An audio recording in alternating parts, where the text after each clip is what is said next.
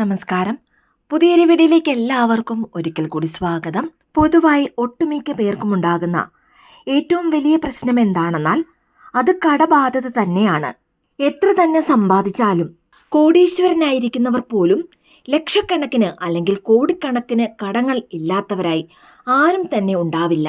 ഇനി നമ്മുടെ സൗകര്യങ്ങൾക്കനുസരിച്ച് വായ്പാ തുക കൂടുന്നു എന്നതൊഴിച്ചാൽ വായ്പ എടുക്കാത്തവരായി അല്ലെങ്കിൽ കടം ഇല്ലാത്തവരായി സുഖജീവിതം നയിക്കുന്നവർ വിരലിൽ എണ്ണുന്നവർ മാത്രമാണുള്ളത്. ഈ രീതിയിൽ കടം വാങ്ങി ജീവിതം മുന്നോട്ട് പോകേണ്ട സാഹചര്യമാണ് ഇന്ന് പലർക്കുമുള്ളത്.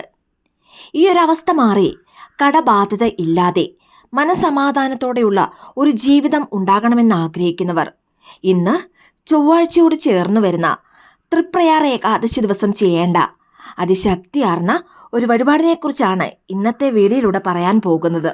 ഈ കലിയുഗത്തിൽ സമസ്ത ജീവജാലങ്ങളെയും കാത്തുരക്ഷിക്കുന്ന വിഷ്ണു ഭഗവാന് വളരെയേറെ വിശേഷപ്പെട്ട തിഥിയാണ് ഏകാദശി തിഥി. വൃശ്ചിക മാസത്തിലെ കറുത്ത പക്ഷത്തിൽ വരുന്ന ഈ ഏകാദശിയെ തൃപ്രയാർ ഏകാദശി അല്ലെങ്കിൽ ഉൽപ്പന്ന ഏകാദശി എന്നാണ് അറിയപ്പെടുന്നത്. പൊതുവായി കൃഷ്ണപക്ഷത്തിൽ വരുന്ന ഏകാദശി ദിവസം നമ്മുടെ കഷ്ടതകൾ അല്ലെങ്കിൽ ദുഃഖ ദുരിതങ്ങൾ മാറുന്നതിനു വേണ്ടി വ്രതം അനുഷ്ഠിച്ച് ഭഗവാനെ മനസ്സുരുക്കി പ്രാർത്ഥിക്കുന്നതിലൂടെ നമ്മുടെ ജീവിതത്തിൽ ഉണ്ടാകുന്ന എല്ലാ കഷ്ടപ്പാടുകളും ദുഃഖ ദുരിതങ്ങളും ദാരിദ്ര്യവും പൂർണ്ണമായും ഇല്ലാതാകുന്നതാണ്.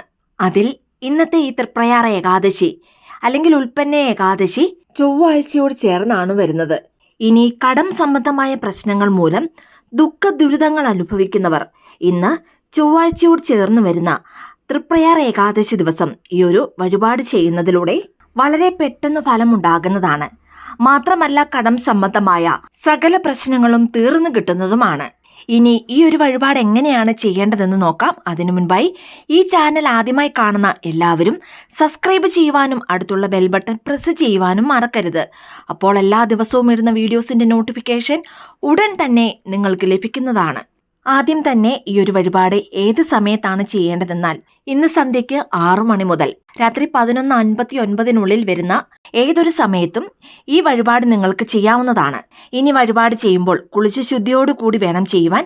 വ്രതം എടുക്കുന്നവർക്കും വ്രതം എടുക്കുവാൻ സാധിക്കാത്തവർക്കും ഒരുപോലെ തന്നെ ഈ വഴിപാട് ചെയ്യാവുന്നതാണ്.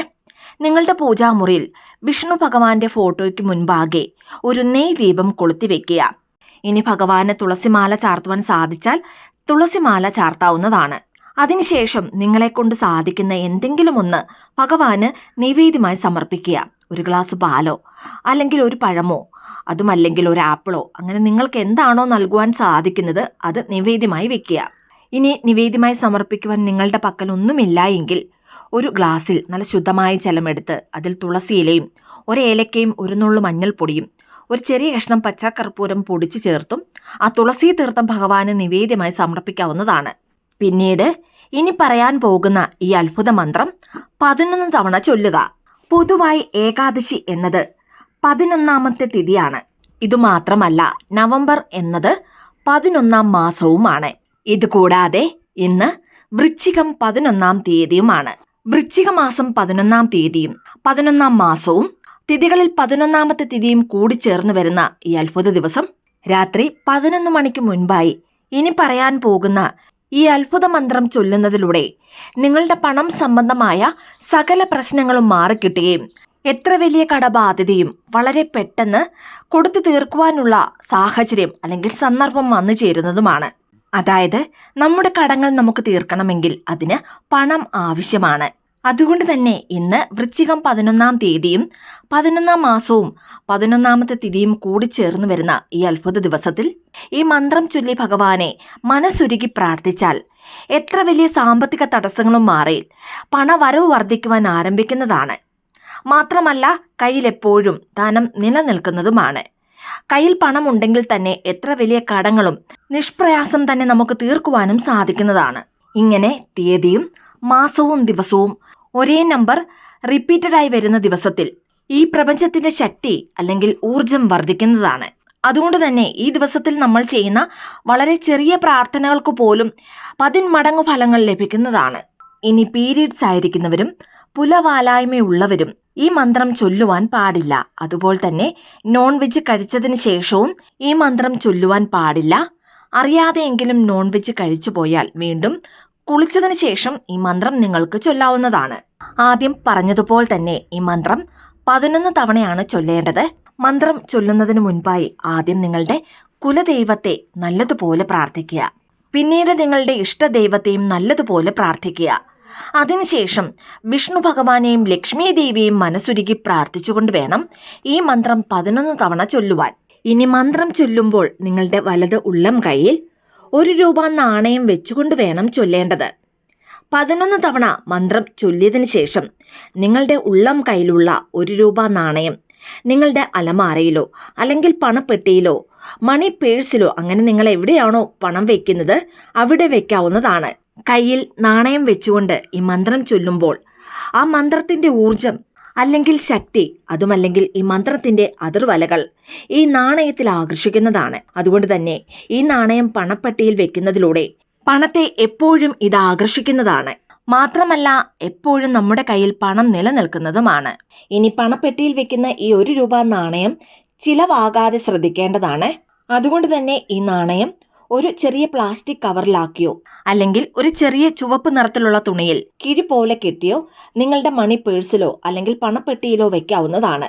ഇനി അതിശക്തിയാർന്ന ആ അത്ഭുത മന്ത്രം ഏതാണെന്ന് നോക്കാം.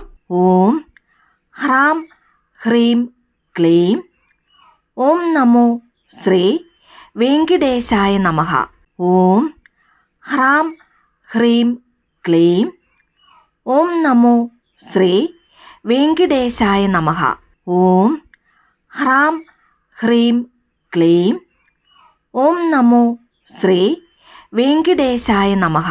11 തവണ ഈ മന്ത്രം ചൊല്ലിയതിനു ശേഷവും ഭഗവാനോട് പണവരവ് വർദ്ധിക്കണം, പണം കുമിഞ്ഞു കൂടണം, വരുമാനം വർദ്ധിക്കണമെന്ന് 1 തവണ കൂടി നല്ലതുപോലെ മനസ്സുരുകി പ്രാർത്ഥിക്കുക.